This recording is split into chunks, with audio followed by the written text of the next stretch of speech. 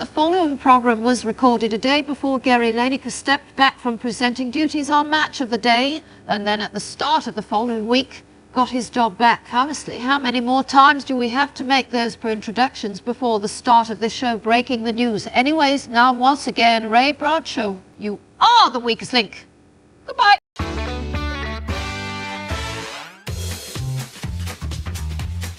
It's Breaking the News with Des Clark.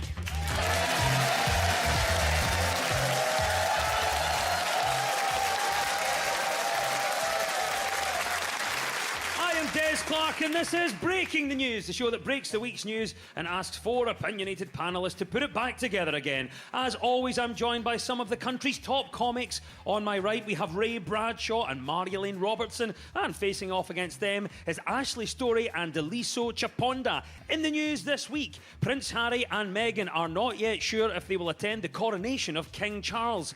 The palace has confirmed they have both been invited and asked that all guests RSVP promptly by post, and definitely not by book, podcast, interview or landmark Netflix series. Greggs have announced they're opening 150 new shops in the UK, saying their products are more in demand as a result of the recession, as a single steak bake is now enough to warm a family home for 2 days. And stopping the arrival of small boats is a priority for the British people, Rishi Sunak has said, as he defended the government's new asylum plan.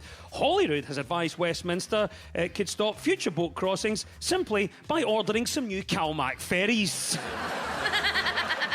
Right, you've met the panel. Let's crack on with round one.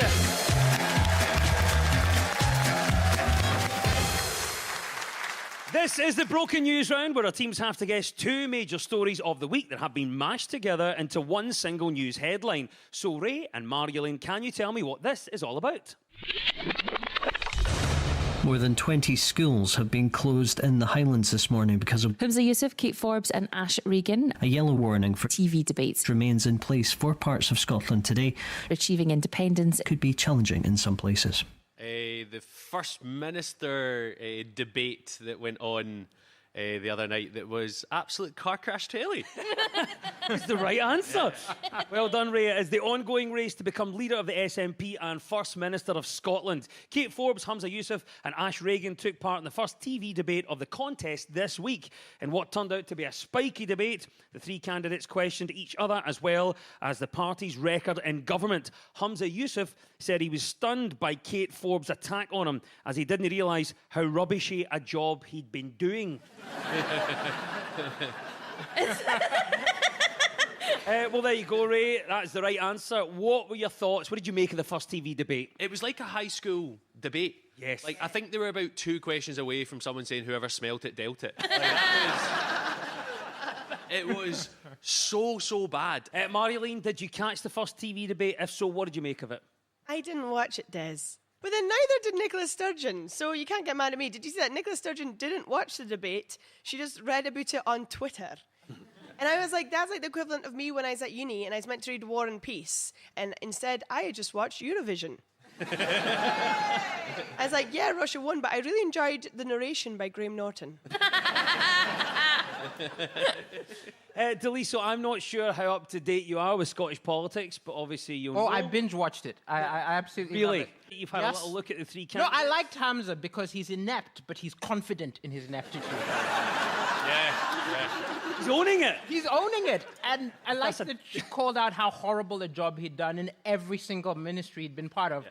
So I think, actually, he's actually quite useful. We should put him into parts of government we don't want to be efficient. Like, you know, the part of government which sends me your HMRC is late. Yes. You know what I mean? Like, put him there. Look at that guy. Where they're a little too efficient. Ashley, were you there, front row? What did you make of the TV debate? There was 3 paragraphs on the BBC website, the news website, about how the woman said that she had phoned the Greens, and Patrick for the Greens went, no, she never phoned me. And then she went, no, I did phone you. I left a message, but Patrick never phoned me back. I think this might be the first ever election where none of the above wins. Like, it's got that vibe. Yes. Well, here's the thing. Let's play that fantasy game around our panel. If you were elected as First Minister of Scotland, what is the first thing you're going to do? Retire.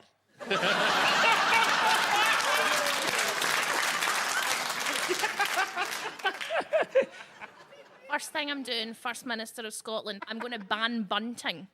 Do you know how much money we waste as a nation on bunting to celebrate something that has nothing to do with us? I'm banning bunting. Bunting's gone. Bunting's not coming back. Delisa, do you know what bunting is? I have no idea. I'm assuming this is a euphemism. No.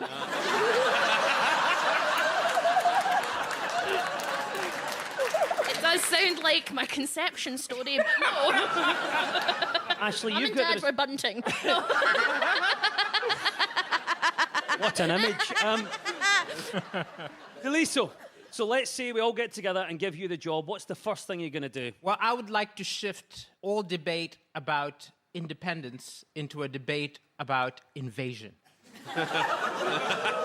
Talking. Why leave when you can take over? Yes! Everywhere. I'll probably do it with the money we've saved on bunting. So I genuinely almost dropped to my knee and declared King of the North there. Oh, I got carried away. The people of Carlisle are very worried right now. During the TV debate, the three candidates set out their position on Scottish independence. And Kate, this guys, it turns out they're all for it. I was watching closely. Yeah, there we go. The first TV debate in the race to become First Minister is the correct answer. Ray and Mariolyn, well done. You get 2 points for that. Now to you, Ashley and Deliso. What was the other story we were after? We're moving on from the cold SNP to the cold snap that's on its way. That is the right answer, Ashley. Well done. Yes, this is the Arctic blast that has seen record low temperatures and blanketed parts of the country in snow. You may have already noticed this when you woke up this morning next to two of your own toes. How has the weather affected you this week, Ashley? I love it. What? I was designed genetically for eating root vegetables and hiding in caves from the English. This is my temperature. I am delighted by it. Everything else is boiling, so this is so nice. Deliso, thanks for being a visitor in our country during the cold snap. How has the weather affected you this week? This is highly unacceptable. I was born in the equator. I don't know what kind of freaks you are. I feel I was conned to come up here under false pretenses. What do you think, Mariolyn, this weather over the past few days, the cold snap, how has it affected you? Last time there's a cold snap like this before Christmas, then it was so bad up in Shetland. And I always get these questions like, do you have, like, electricity? And I was like, well, not right now. Like, do you drive cars? It's like, well, not right now. What about you, Ray? How have you coped with the weather? How has the weather affected you this week? I did a photo shoot this morning outside, and because of the weather, because it was sunny and cold, I had to wear gloves and factor 30. So, Deliso, what about you? Any tips for dealing with the cold? Yes, and I say this by way of advertising. Find yourself someone overweight. It will halve your heating bill. You know, I'll keep you warm. That's what I'm saying. Huddle for warm. Yes. Mariolyn, what about you? I think that you should be able to advise us all. Shetland's pretty nippy. Any advice for dealing with the cold? Nationalise the energy sector. Yes! See, what you've done there is give a very sensible answer. And it's both, enthused us and confused us. you've just become First Minister. So Ray, I'll finish this one with you. Here's the question. What are your top tips for dealing with the cold? take the positive mindset of someone who works in Greggs. So, like, even if it's snowing, you go, there's a wee bit of heat in that. And then, Thank you very much. And that is the right answer, of course, reflecting on the very cold weather here in Scotland this week. There's a lot of snow up in Aberdeen again. And this time, it's not because Michael Gove's gone clubbing. Well done, Ashley and Deliso. You get 2 points for that. It was the mashup of the recent cold weather and the ongoing SNP party leadership race. And at the end of that round, it's all square.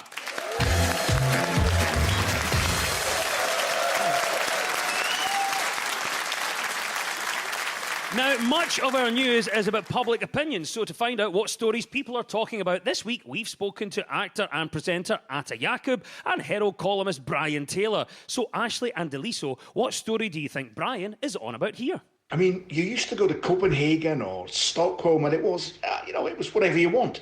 But now the freedom cities, well, they're London or Dundee. And as for the French, it's merci, mais non. Is this story about broad-minded Brits? That is the right answer. It is the news that, according to a survey, people in the UK are as broad-minded on social issues as people in some Scandinavian countries. So it feels like there's been a shift. While Norwegians and Swedes are traditionally seen as less uptight, they are more likely than we are to frown upon one-night stands and are only slightly less disapproving of divorce. Plus, the survey revealed that we are less disapproving of one-night stands than the French.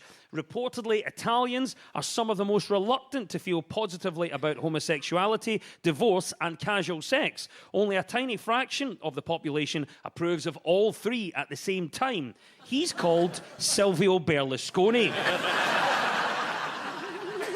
What do you think about this then, Ashley? The survey says it, so it must be true. Would you say we're a nation of broad-minded people? Our whole economy is based on being able to get drunk and have a one-night stand in a pub. So if they stopped doing that, it would cripple us. So, yay! I thought the stat that I was really interested in was 64% of Britons are okay with divorce, but the divorce rate in Britain is only 44%. So that's 20% of people who are kind of thinking about getting a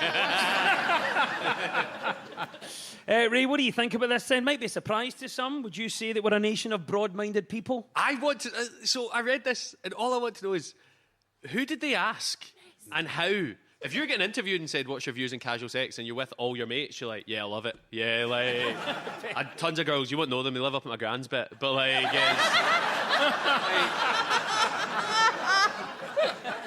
people have probably lied because they're with their friends. Yeah, just try to sound cool. Yeah, that might be the case.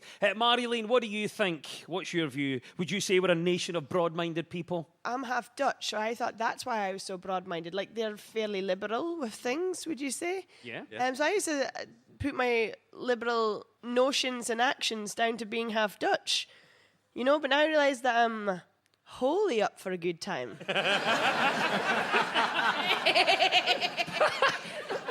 I'm also quite happy to hear that people are very accepting of prostitution, because I've realized while I'm up here in Scotland, I can make some money. BBC not paying enough for this. Get a few quid in your pocket, go down the road, mate, it'll be fine. What about you, Ashley? You've seen the stats, you've read a bit of the survey. Are you surprised at our attitudes to casual sex? I'm not surprised, Des. I've got this weird thing that I used to do when I was younger, where I would go fully Enid Blyton, and I'd be like, oh, jolly good. Or sometimes like a wee Jimmy Stewart impersonation, but the men don't like that. Learned that the hard way when I was 21, and I was like, oh, I'm scared of heights.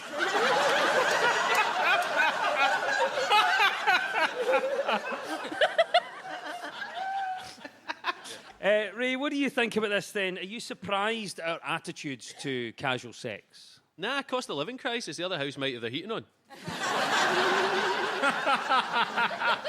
Well done for getting the right answer. Of course, we were talking about the differences between countries in their attitudes towards specifically casual sex. My girlfriend and I are not open to alternative lifestyle, and neither is our husband.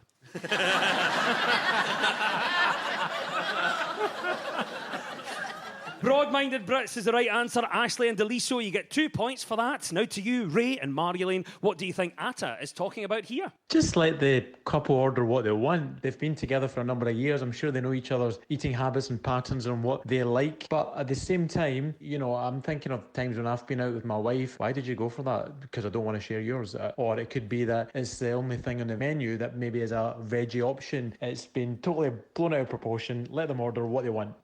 This is Joe Biden and his wife ordering the same meal at a restaurant. It is the news that President Joe Biden and his wife, Dr. Jill Biden, sparked a debate after it was revealed that the first couple ordered the exact same dish during dinner at an Italian restaurant. Whilst the debate was had, it was revealed that there is scientific evidence to suggest that couples who share food together stay together. But of course, you never saw Hillary Clinton asking to have what Bill was having.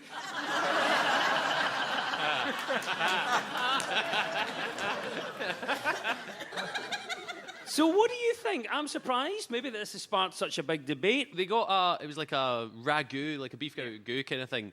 And he's 80, she's 72. It's probably just the easiest thing to chew on the menu. So we're talking about dining, obviously, generally. What's been your most memorable dining experience? Well, I was pretty sure I was allergic to mussels, but no one in my family believed me. And we were at this food fair in Shetland, and me and my brother had had a few drinks, and my brother was like, look, that's our neighbour's mussel stall. Go support a neighbour and eat a bowl of mussels. And I was like, no, I'm allergic. And he's like, nah, you're not. So to prove I was allergic to mussels, I stood in front of my brother and ate an entire bowl of mussels. 3 hours later, we were in the pub, and I had an upset belly. And everyone was hitting on the door like, hey! But I opened the door, and they all like shrieked back in horror because my face had swollen up. And that was a time that I hope my brother hasn't forgotten, because I don't want to do it a third time.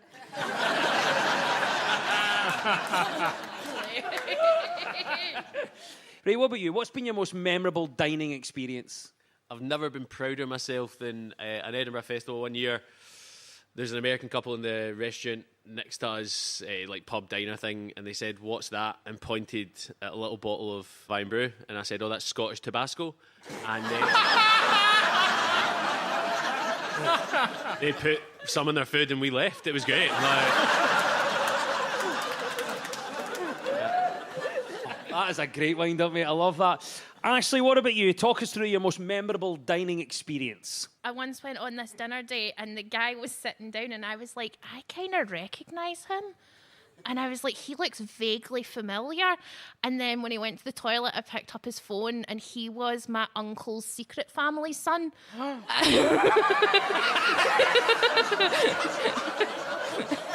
And the reason he looked familiar was because he looked like me.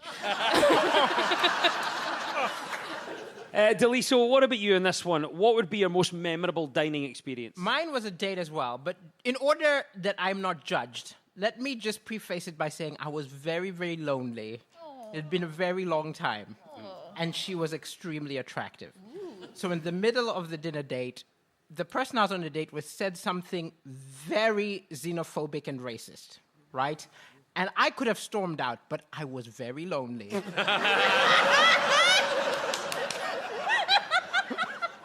No, it was very weird to date a hardcore xenophobe. Yeah, there you go. So you went back. She was really attractive. Learning a lot about you, Deliso. I love that. That is brilliant. For $8, the restaurant serves grilled bread with cultured butter. Of course, in Glasgow, cultured butter is when you pronounce both the T's.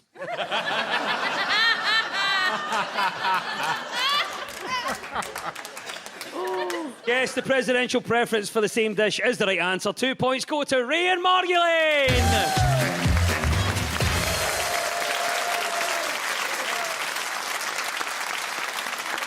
You're tuned to Breaking the News on BBC Radio Scotland with me, Des Clark. Now, this round is all about who is in the news. So I will play you a clip of a mystery person. All you have to do is tell me who it is. So Ray and Margolin, you're first this time. Who is this? You send a message, and if there's one tick, it means they've got the message. And if there's two ticks, it means they've read it. That's Stanley Johnson.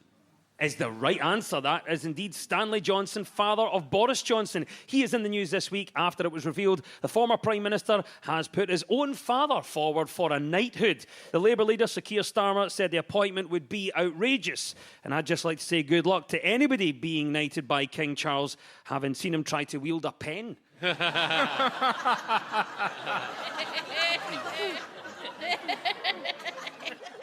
Put you in the spot straight away, Ray. What do you think? Should Stanley Johnson be knighted? No, the only way he should have been knighted if he wore a condom 58 years ago.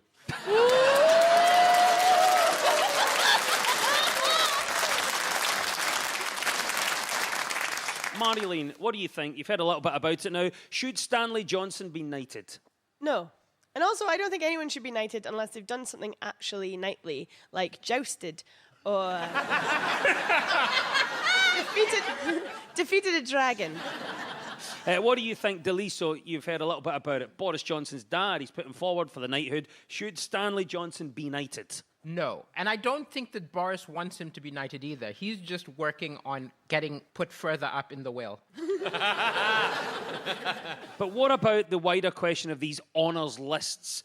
We should have a dishonour list. So if you've done something bad that year, you get the letters NOB put before your name.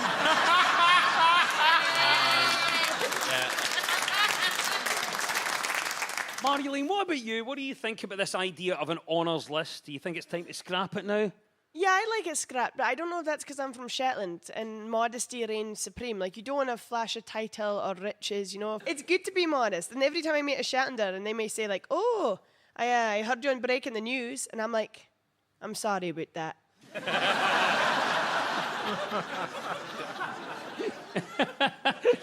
Keep that modesty. Yeah, keep it real. If you could have a title, what would it be and why? I actually already have a title, Reverend Robertson. I got ordained when I was like 14. You know, when you can just like be ordained by the internet? And I was like... And a lot of people I know get ordained to like do weddings, but I was like, nah, this is for burying people. Ashley, what about you? If you could have any title, what would it be and why? Just call me Fancy Pants. I want to walk down the street and taxi drivers will go, there's Fancy Pants story. Boris Johnson has indeed put his father forward for a knighthood in his resignation honours list that has been reported. He said he'd hoped his own kids would do the same for him, as the sheer volume of requests would surely up his chances.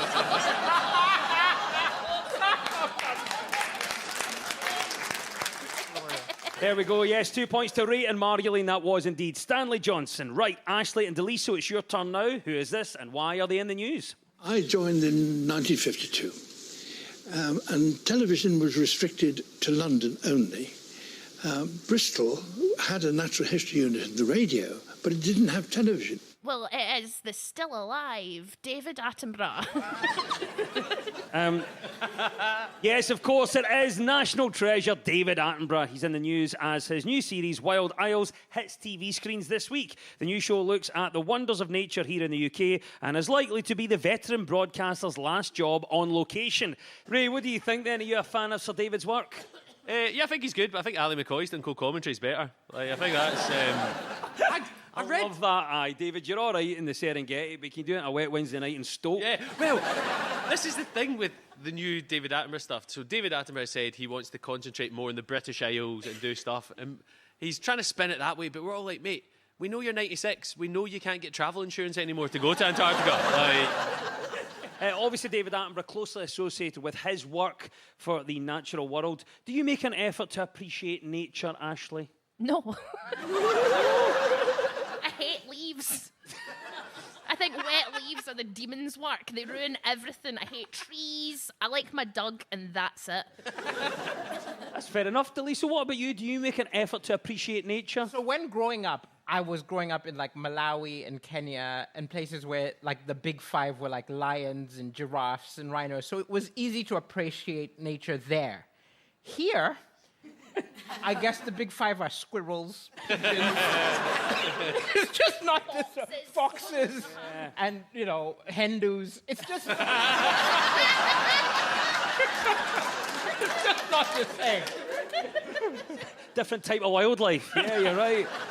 Well, obviously, David Attenborough's turned his attention to his first exclusively British Isles-based documentary. Where do you think deserves a David Attenborough-style documentary? Well, he actually did come to Shetland in the latest one. He has been to look at orcas hunting seals.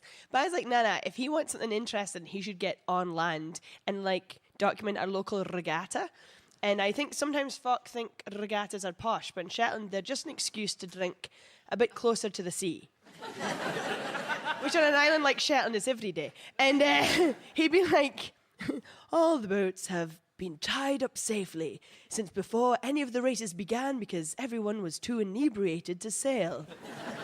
And now we see one man marking his territory by relieving himself. Behind the Portaloo, whilst inside of it, the miracle of life is happening.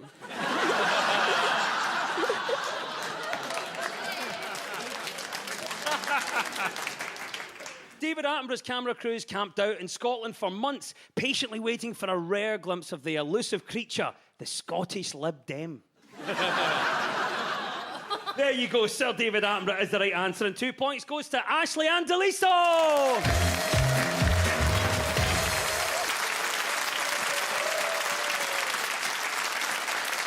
And here we are, time now for our final quickfire round, which is all about deciphering the numbers in the news. So I will read out a headline. All the teams have to do is fill in the blanks. So get ready, teams. When we run out of time, you'll hear this. There can be only one winner, though. There you go, that's STV political editor Colin Mackay there, auditioning to be the new host of Gladiator. Contenders, ready. Thumbs up, ready. Forbes, you will go on my first whistle. And then the wolf comes out. Oh, chasing them up a travelator. I think we found a format here. So here we go, teams. This is crucial. Fingers on buzzers. Almost 2/3 of us conceal what on the first date? Ashley. Our genitals.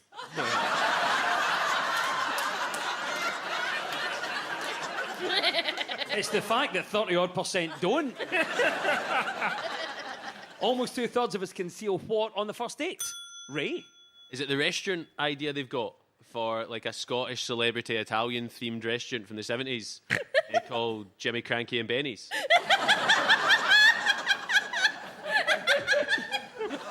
Almost 2/3 of us conceal what on the first date? Marjolaine. That we're a xenophobic racist, unless you're on a date with Daliso. It's something else, Daliso. Your age. It's not your age. I can tell you the answer is this. Almost 2/3 of us conceal our hobbies on the first date. That's a good idea. That's date 4 or 5. There can be only one winner, though. Oh, there we go. That is the klaxon. Colin has Mackayed. It means it's all over. And at the end of the quiz, there can be only one winner. And the winners this week are Ray Bradshaw and Marjolaine Robertson!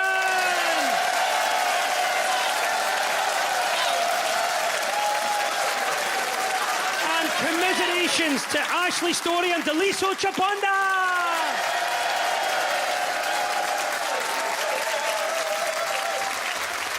We'll leave you with the breaking news. Breaking news, Justin. An artist who claimed he'd found a £100 million Picasso in his attic, which was later exposed as a fake, has been accused of attempting to sell more dodgy artworks. The news comes after buyers questioned whether Rembrandt had ever really seen 4 dogs playing poker.